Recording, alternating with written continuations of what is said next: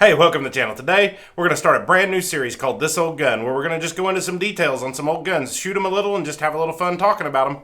So let's get started. Let's take a look at this old gun, the Smith and Wesson Model 681.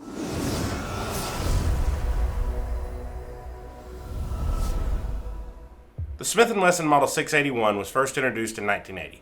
This gun was designed for law enforcement duty carry and is a stainless steel 6-shot, 4-inch barrel, .357 Magnum L-frame revolver, although there are a very limited number of 3-inch barrel versions available, and there were even 25 made with a 7-shot cylinder. There were 53,180 of these guns produced from its introduction in 1980 up until they were discontinued in 1992. The 681s were Smith and Wesson's last attempt to equip law enforcement officials with a revolver for daily carry that could take repeated punishment from Magnum ammo. Smith also made a blued version of this gun, the Model 581. The 681 is really nothing more than a fixed sight version of the popular 686. The Model 681 was also featured in the intro to the CBS television show Elementary. Now, the dash models of the 681 included the following changes. The 681-1, introduced in 1986, added a radius stud package and a floating hand. The 681-2, introduced in 87, included changes to the hammer nose and the bushing.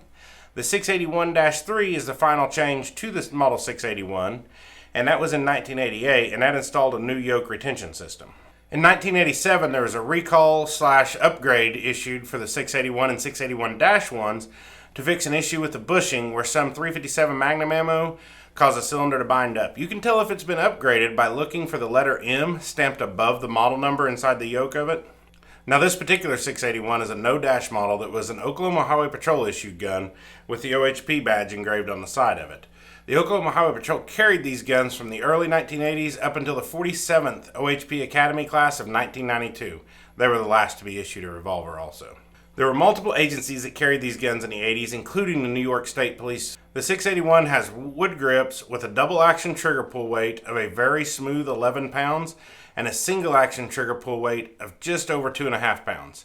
Now, I have no way of knowing if this gun has had any trigger work done to it, but it's definitely a nice trigger. Now, this gun does have the firing pin mounted on the hammer, and it also doesn't have the stupid integrated lock that some of the later Model 686s have.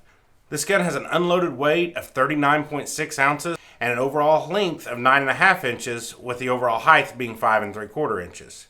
The 686s have a full underlug, and it just seems to me that it's built like a tank.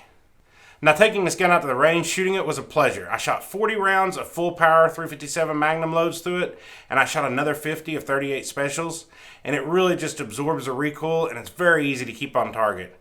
Now, the fixed sights aren't the greatest to shoot at distance, but I was having no trouble keeping my shots on a 2/3 size silhouette out at 30 yards. The accuracy with this gun was great.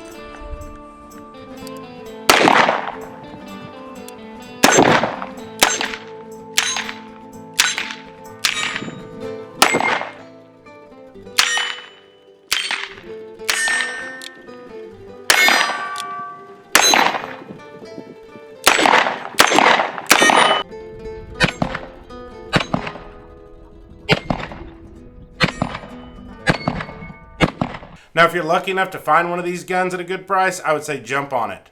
And they're definitely nice shooters and just built to stand the test of time. And let me know in the comments below if you have any experience with the Model 681s. And if you enjoyed the start to my new series, and there are many more episodes to come, consider subscribing. And don't forget to hit that like button. And if you think someone else will enjoy it, make sure you share it out. Thanks for watching. We'll see you next time.